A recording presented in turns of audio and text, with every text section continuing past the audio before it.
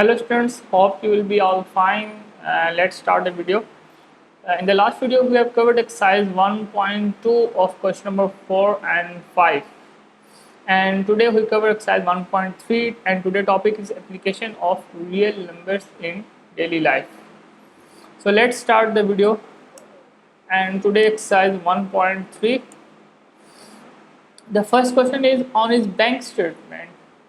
Qasim had a balance of rupees 1,75,000 in his checking account. He wrote one check for rupees 45,790 and another for rupees 1,12,921 rupees. What is his current balance? Question में हमें ये कहा गया कि कासिम के पास total balance जो था उसके अकाउंट में 1,75,000 था। उसने दो चेक जो हैं विड्रॉ किए। फर्स्ट चेक ड्रॉ किया उसके अमाउंट में गिवन है, सेकंड चेक उसने जो विड्रॉ किया यानी उसने बैंक से पैसे निकलवाए, दो चेक उसने निकलवाए। After withdrawing this two cheque what is his current balance find out करना है। Very simple question. पहले टोटल देखेंगे इनिशियल बैलेंस कितना है, उसका शुरू में बैलेंस कितना है हमें पता है 1,75,000 रुपीज़ है। 1,75,000 है। चेक वन में हमें पता है कि चेक वन में कितनी अमाउंट गिवन है 45,790 है। चेक टू में हमें गिवन है 1,12,921 है। पहले दोनों चेक के अमाउंट को आपने ऐड करना है। टोटल अमाउंट उसने कितनी विड्रॉ की वो हमारे पास अमाउंट आ जाएगी। यस 1,58,711। अब इस अमाउंट को अपने क्या करना है, जो उसकी शुरू का करंट इनिशियल बैलेंस था उसमें से माइनस करना है। तो जस्ट आपने इन दोनों को ऐड करना है, जो आंसर आएगा उसको आपने इसके इनिशियल बैलेंस में से माइनस करना है। Now the final Kasim current balance is rupees 16,289 rupees. ये कासिम के पास अभी जो बैलेंस रह गया है वो कितना बैलेंस रह गया, वो कासिम के पास बैलेंस रह गया 16,289 rupees. Now move to the question number 2. Question number 2, last week Wajid dropped 283.4 km on 16.12 liter of petrol. He says that he averaged about 1.7 km per liter. Wajid ने ट्रैवल किया 283.4 किलोमीटर ट्रैवल किया distance और 16.2 litre of petrol उसने fuel use किया। वाजिद ये कहता है कि उसका जो एवरेज है वो 1.7 किलोमीटर पर लीटर उसकी एवरेज है। Is his answer reasonable explain. क्या वाजिद का जो आंसर है वो करेक्ट है, रीज़नेबल है? अगर नहीं है तो रीज़न बताएं, एक्सप्लेन करें। देखिए हम first of all we look at the total distance travel by Wajid. Wajid ने टोटल कितना फासला तय किया 283.4। हम लिखेंगे टोटल किलोमीटर या टोटल डिस्टेंस ट्रेवल और टोटल फ्यूल कितना कंज्यूम किया 16.2 लीटर ऑफ पेट्रोल कंज्यूम किया उसने वाजिद ने। तो टोटल को आपने डिवाइड करना है, डिस्टेंस को आपने डिवाइड करना है, डिस्टेंस को आप ऊपर रखना है और डिवाइड करना आपने टोटल लीटर ऑफ पेट्रोल से। You will get the average 17.5 kilometer per liter. But Wajid says it is 1.75. So Wajid answer is not correct. Actually it was average fuel consumption was 17.5 kilometer per liter. यानी 1 litre petrol उसका कितने kilometre distance travel करता है 17.5 kilometre वो distance travel कर रहा था। But Wajid was saying 1.75. तो 1.75 ये वाजिद का जो बता रहा था वो सही नहीं है। करेक्ट ऑप्शन क्या है 17.5 kilometre per litre. Now move to the next slide. Question number 3, Salma bought 3.2 yard of fabric for a total price of rupees 139.2. How much did the fabric cost per yard? Salma ने fabric खरीदा कितने कितने length का खरीदा 3.2 yard का। Yard basically it's a unit of length, तो 1 yard is equal to 3 feet. 3 यानी कि 3 फीट जो डिस्टेंस होता है वो इक्वल टू लेंथ होती है, वो इक्वल टू 1 यार्ड होती है। तो फीट के यूनिट ऑफ लेंथ है, ये लेंथ की यूनिट है कि 1 फुट, 1 फुट में कितने सेंटीमीटर होती हैं? अप्रॉक्सीमेटली 30 सेंटीमीटर होती है। सो सलमा ने फैब्रिक बाउट किया 3.2 यार्ड, टोटल प्राइस पे की 139 rupees point two. How much did the fabric cost per yard? अब उसको एक यार्ड कितने पैसे का उसको कॉस्ट हुआ, तो कॉस्ट पर यार्ड कैसे निकालेंगे? टोटल प्राइस हमें पता है, टोटल यार्ड कितना है वो हमें पता है, कॉस्ट पर यार्ड कैसे निकालेंगे? सिंपल, आपने दोनों को डिवाइड करना, you will get the answer is 43.5। तो 43.5 per yard is the cost that Salma had to pay per yard. Now move to the next question number 4. In question number 4, Momina walk करती है 3.5 kilometre per hour. She took a 12-hour walk. How far did she walk? Momina walk करती है 3.5 kilometre per hour. This is the unit of speed. ये किसकी unit है? Speed की unit है, यानी किलोमीटर पर आवर, यानी 1 घंटे में कितने किलोमीटर वो ट्रैवल करती है? 3.5। How much time he took? 12 hour. उसने 12 घंटे यानी कि 12 घंटे उसने टाइम लिया वॉक करने का। हाउ फार, अब कितना डिस्टेंस उसने ट्रैवल किया किलोमीटर में बताएं। तो जब देखिए सिंपल इज डैट, अगर 1 घंटे में वो अगर 3.5 किलोमीटर ट्रैवल कर रही है तो 12 घंटे में कितना करेगी? तो सिंपल 3.5 मल्टीप्लाई 12 करेंगे आप, you will get your answer. So let's look at the solution.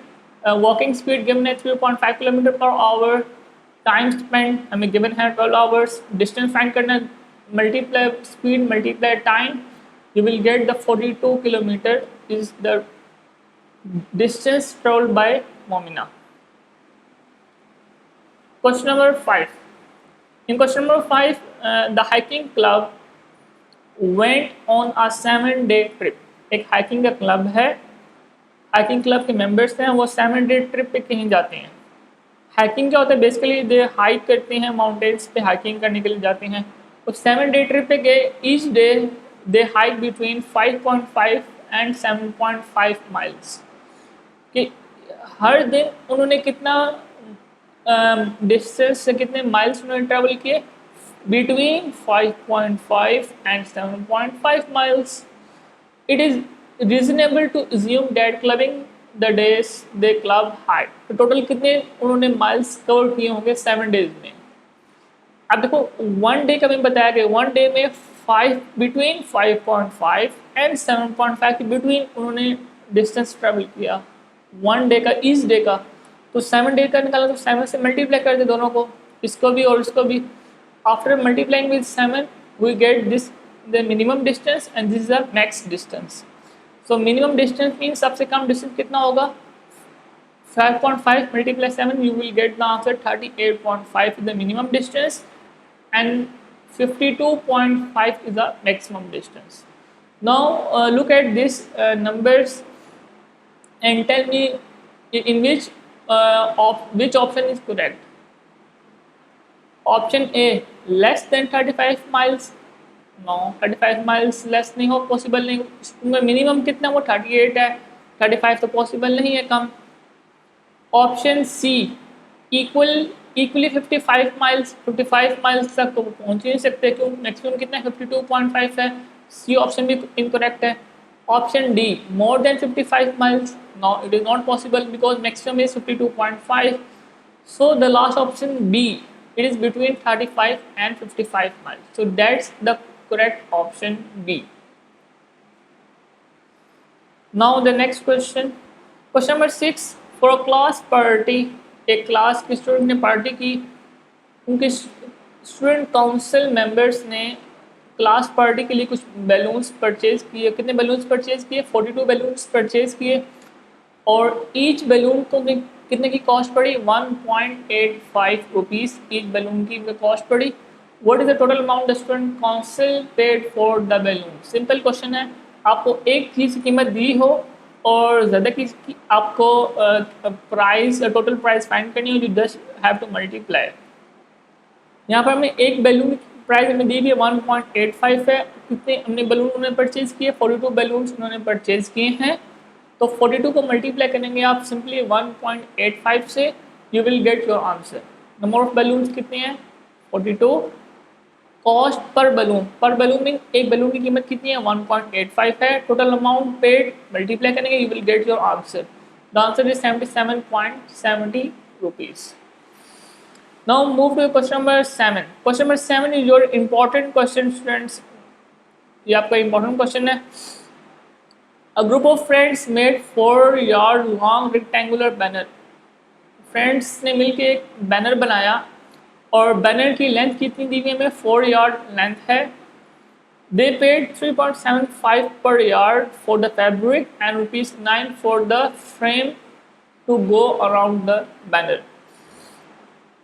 अच्छा, उन्होंने क्या किया कि स्टूडेंट्स ने फैब्रिक के लिए टोटल कितना पे किया पर यार्ड, उनको 3.7 रुपीज़ उन्होंने पे किए और अलग से ₹9 पे किए कि बैनर के गिर्द एक वुडन की किसी का जो फ्रेम लगाते हैं ना, एक वुडन का फ्रेम होता है, उस पर उन्होंने 9 रुपीज़ उन्होंने अलग से पे किए। अब टोटल बैनर का जो पैरामीटर है वो कितने हैं 10 यार्ड है। What is the perimeter students? Perimeter क्या होता है? पैरामीटर बेसिकली क्या होता है? Perimeter is the total boundary, यानी कि अगर बाउंड्री कंसिडर की जाए तो total boundary of rectangle is known as perimeter. जो मैंने ब्लू कलर की जो बाउंड्री लगाई है, the boundary of this rectangle is known as parameter.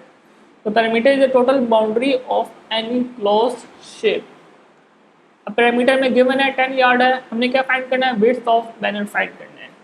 First of all let कर लेते हैं एल के length, L be the length of banner and W be the width of banner. हमने W क्या करना है? फाइंड करना है। डब्ल्यू हमने फाइंड करना है। Now move to next slide.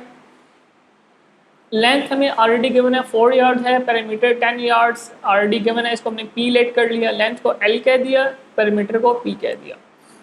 Cost of fabric हमें गिवन है, ऑलरेडी में गिवन है। अब पैरामीटर ऑफ रेक्टेंगल, रेक्टेंगल के पैरामीटर का फॉर्मूला क्या होता है? P equal to 2 times bracket L plus W।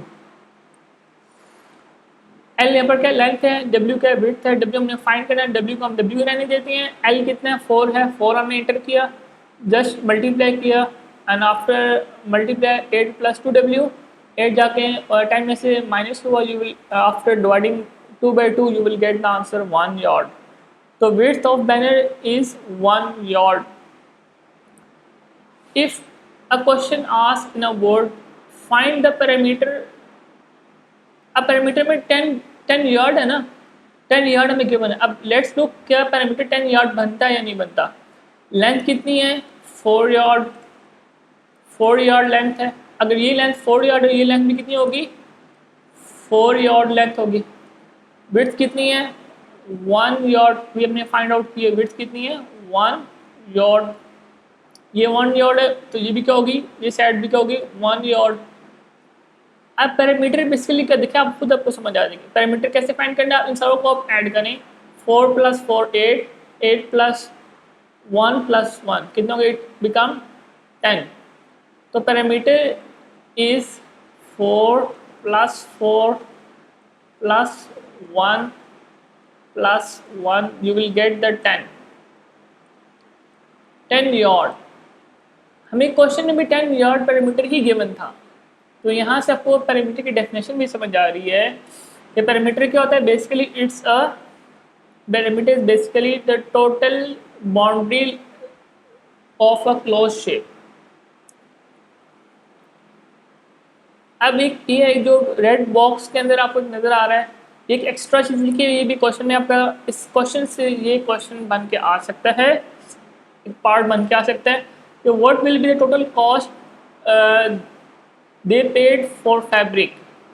अब हमें पता है कि टोटल फैब्रिक उन्होंने फैब्रिक जो उन्होंने कितना यूज़ किया था। अब फैब्रिक कितना यूज़ होगा, जितना उसका क्या होगा जितना अगर अगर हम कहते हैं रेक्टेंगल का 10 यॉर्ड पर मीटर है तो 10 यॉर्ड फैब्रिक यूज होगा, तो पर यॉर्ड कीमत ऑलरेडी मालूम है 3.75 है, तो 3.75 multiply 10 you will get the answer 37.5 rupees is the amount they have to pay for fabric.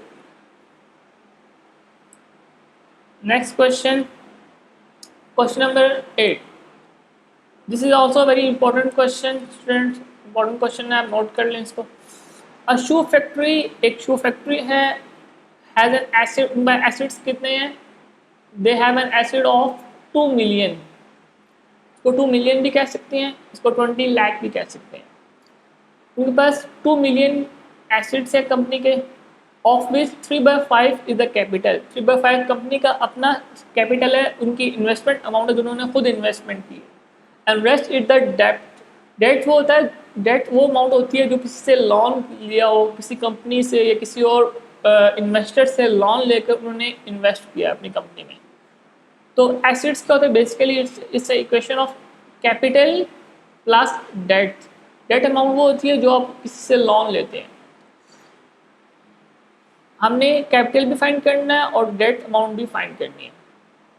Total asset कितना है, इट्स 2 मिलियन, 2 मिलियन भी कह सकते हैं और इसको 20 लाख भी कह सकते हैं. अब कैपिटल हमें बता दी उसने, कैपिटल कितना है 3/5 of this. First of all we have to find the capital. कैसे फाइंड करेंगे, 3/5 of this amount. Capital equal to total assets multiply 3/5, तो 3/5 मल्टीप्लाई दिस करेंगे तो हम after solving you will get the answer 12 lakh. तो capital कितना उनका 12 lakh capital है, यानी you can say that capital is total 12 lakh is their capital, the amount they invested in his own company, but the rest amount, the debts amount is the amount that they take a loan from another source. How you find the debts amount? Debts amount can be find out by total assets minus capital. अब 20 लाख में से 12 लाख उनका capital है तो 8 लाख क्या होगा, simple 8 lakh क्या होगा उनकी जो डेट अमाउंट होगी या उन्होंने किसी से लोन लिया है. तो फाइनल आंसर हमने फाइंड आउट कर लिया, ये हमने डेट अमाउंट भी फाइंड कर ली 8 लाख है, और या 800,000 भी कह सकते हैं, और ये 12 lakh rupees is the amount of capital. Next question number 9. World lowest temperature in past 100 years was recorded to be negative 89.2 Celsius at Vostok, Antarctica on July 21st, 1983. दुनिया का सबसे कम टेम्परेचर 100 सालों के रिकॉर्ड में जो सबसे कम टेम्परेचर है वो रिकॉर्ड किया गया -89.2 सेल्सियस एट एंटार्क्टिका. एंटार्क्टिका एक the coolest place in the world है और उन्होंने इस डेट को इतना डिग्री सेल्सियस रिकॉर्ड किया था. Convert this temperature into Fahrenheit scale and Kelvin scale में. आप सेल्सियस टेम्परेचर को कन्वर्ट करना फ़ारेनहाइट में और केल्विन में. Simply we just need to remember this two formulas. Fahrenheit कैन कन्वर्जन का फार्मूला क्या है, F equal to 9/5 multiply Celsius plus 32. Just to put the Celsius temperature here, after doing simplification you will get the answer -128.56 Fahrenheit. Kelvin का formula क्या है, Celsius में आप add कर देंगे 273, after addition adding of 273 you will get the answer 183.8 kelvin. So हमने Celsius को हमने दोनों कन्वर्ट कर लिया. सेल्सियस में जो ये टेम्परेचर था इसको हमने केल्विन में कन्वर्ट किया तो ये अमाउंट ये बन गया, और फ़ारेनहाइट में कन्वर्ट किया तो ये टेम्परेचर बन गया. Next question number 10. Question number 10 is the last question of this exercise. Question number 10 is also very important question students, इसको नोट कर ले. वेरी इंपॉर्टेंट क्वेश्चन है एग्जाम के पॉइंट ऑफ व्यू से. A company was penalise by the government act for low quality production. एक company को एक penalty पड़ी उनकी लो क्वालिटी प्रोडक्शन थी. कंपनी के अंदर company has 3 share holders. Company के 3 मेंबर्स हैं, शेयर होल्डर्स हैं. एक का नाम one is Farah, Mariam and Tahreem. Investing in the ratio 1, ratio 2, ratio 3 and the amount of penalty is 456,868.97. तीन मेंबर्स हैं, फरा, मरियम एंड तहरीम। उन्होंने जो अमाउंट इन्वेस्ट की उनकी रेशो गिवन है 1:2:3। इट मीन्स अगर I am giving you example, अगर फ़र्ज़ करें फरा जो है कंपनी में इन्वेस्ट करती है 1 रुपीज़, मरीम करेगी 2 रुपीज़, तहरीम करेगी 3 रुपीज़। ठीक है, I am giving you example. This is the simplified ratio में गिवन है invest, this is the investing amount of ratio. उन्होंने अमाउंट इन्वेस्ट की उसकी रेशो गिवन है हमें। अब टोटल पेनल्टी की अमाउंट कितनी हमने फाइंड आउट कर ली, बल्कि गिवन है total amount, penalty amount is given, में अमाउंट पता है पहले से क्वेश्चन में दी हुई है, हमने लिख लिया। इन्वेस्टमेंट की रेशो कितनी है, रेशो लिखेंगे आप 1:2:3। यस, लेट कर लेते हैं x, x with the amount invested bye फरा तहरीम मरियम एंड तहरीम। अब ये कितना हो जाएगा, ये 1 है तो ये हो जाएगा 1x, ये 2 है तो ये हो जाएगा 2x, ये 3 है तो ये क्या हो जाएगा 3x। लेट करते हैं कि फरा जो इन्वेस्ट करती है 1x अमाउंट कर रही है, मरियम इन्वेस्ट कर रही है 2x कर रही है, और तहरीम इन्वेस्ट कर रही है 3x कर रही है।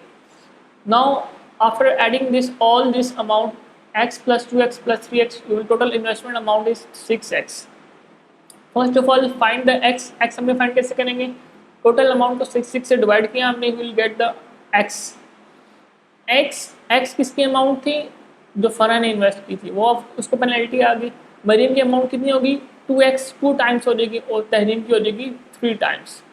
तो just multiply with 2 and 3 of x and you will get the amount of penalty they have to pay for the company.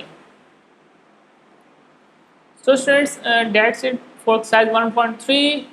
At last of this video, I'm requesting you to subscribe my YouTube channel Math with Malik Hamid, and thank you very much.